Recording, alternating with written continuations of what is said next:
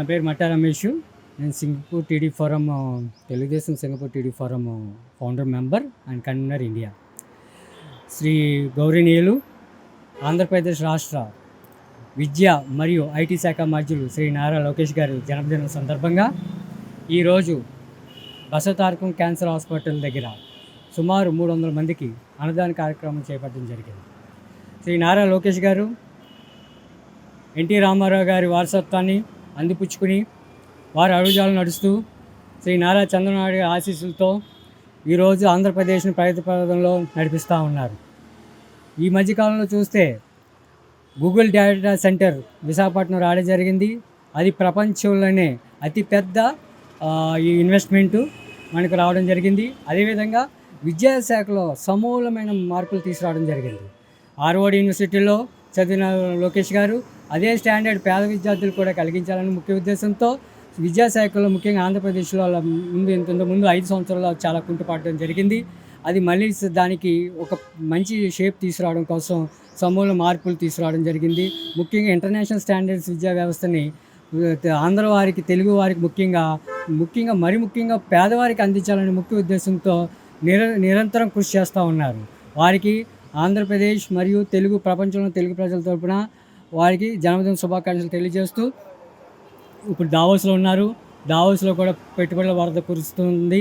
అది నారా చంద్రబాబు నాయుడు గారు మరియు నారా లోకేష్ గారు సంయుక్తంగా అన్ని దేశాలు ఇండస్ట్రియలిస్ట్తో పాటు ముఖ్య నాయకులను కూడా కలుస్తూ ఉన్నారు. ఈ మధ్యకాలంలో చూస్తే ఆంధ్రప్రదేశ్లో అభివృద్ధి కూడా శరవేగంగా జరుగుతూ ఉంది. ముఖ్యంగా భోగాపురం ఇంటర్నేషనల్ ఎయిర్పోర్ట్ ఒకసారి కానీ భోగాపురం ఇంటర్నేషనల్ ఎయిర్పోర్ట్ ప్రారంభోత్సవం జరగగానే పెట్టుబడుల వరద ఇంకా ఎక్కువగా వస్తుందని, అతి ముఖ్యంగా ఐటీ సెక్టర్ మరియు విశాఖ ప్రాంతానికి. ఈ మధ్యకాలంలో చూస్తే మీకు అందరికీ తెలుసు, కియా ప్రారంభించడం జరిగింది. రాయలసీమలో పట్టుకొమ్మలాగా ఉంది. అదే కూడా ఇప్పుడు అమరావతి రాజధానిగా నిర్మిస్తున్నారు. అమరావతిలో కూడా మరి ముఖ్యంగా కేంద్ర సంస్థలు ఇక్కడికి అమరావతిలో తీసుకొచ్చి అమరావతి ఆంధ్రప్రదేశ్ రాజధాని కాకుండా ప్రపంచానికి ఒక దిక్సూచిగా రూపుదిద్దడానికి నారా లోకేష్ గారు కృషి చేస్తూ ఉన్నారు. ముఖ్యంగా ఏంటంటే ఈ మధ్యకాలంలో స్కిల్ అసెస్మెంట్ అనేది ఒక కొత్త పథకం చేపట్టడం జరిగింది. స్కిల్ అసెస్మెంట్ అంటే ఏంటంటే ఎంతవరకు ప్రతి విద్యార్థి ఏ స్కిల్ వాళ్ళ నైపుణ్యం కలిగి ఉన్నారు ఆల్రెడీ, లేకపోతే వాళ్ళ ఒక అకాడమిక్ బట్టి ఏ నైపుణ్యం ఉంటే వాళ్ళకి ఉద్యోగ అవకాశాలు మెండుగా ఉంటాయో ఆ క్రమంగా ఒక స్కిల్ అసెస్మెంట్ అనేది ఆల్రెడీ జరిగింది. ఇప్పుడు దాని మీద కాన్సన్ట్రేట్ చేస్తున్నారు.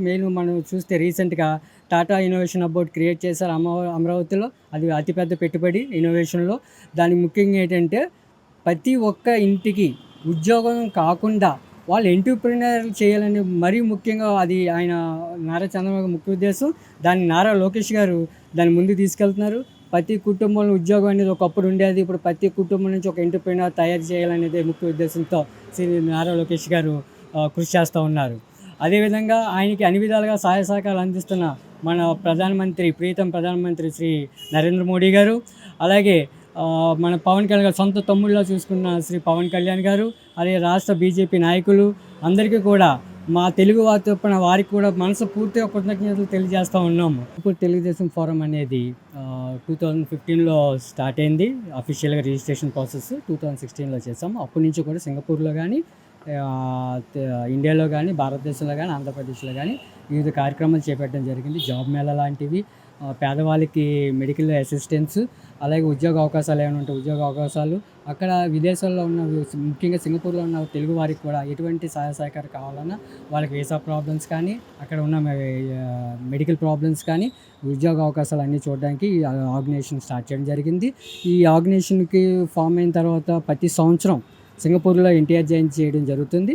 అలాగే నారా లోకేష్ గారి జన్మదిన వేడుకలు కూడా మన ఇక్కడ బసవతారకం ప్రతి సంవత్సరం చేస్తున్నాం లాస్ట్ కొన్ని సంవత్సరాల దగ్గర నుండి. సో ఈ అన్ని విధాలుగా సపోర్ట్ చేసిన సింగపూర్ తెలుగుదేశం ఫోరం సభ్యులకి, కమిటీ మెంబర్లు అందరికీ కూడా కృతజ్ఞతలు తెలియజేస్తూ ఉన్నాం. హ్యాపీ బర్త్డే నారా లోకేష్ గారు. Happy birthday young and dynamic leader మా ప్రియతమ నారా లోకేష్ గారికి. ఇలాంటి జన్మదినాలు మళ్ళీ చేసుకోవాలని కోరుకుంటూ, మీరు ఇలాగే నిండు నూరేళ్ళు హాయిగా ఉంటూ రాష్ట్రాన్ని సుభిక్షంగా చూసుకోవాలని కోరుకుంటూ మీ తెలుగు ప్రజలు. Thank you.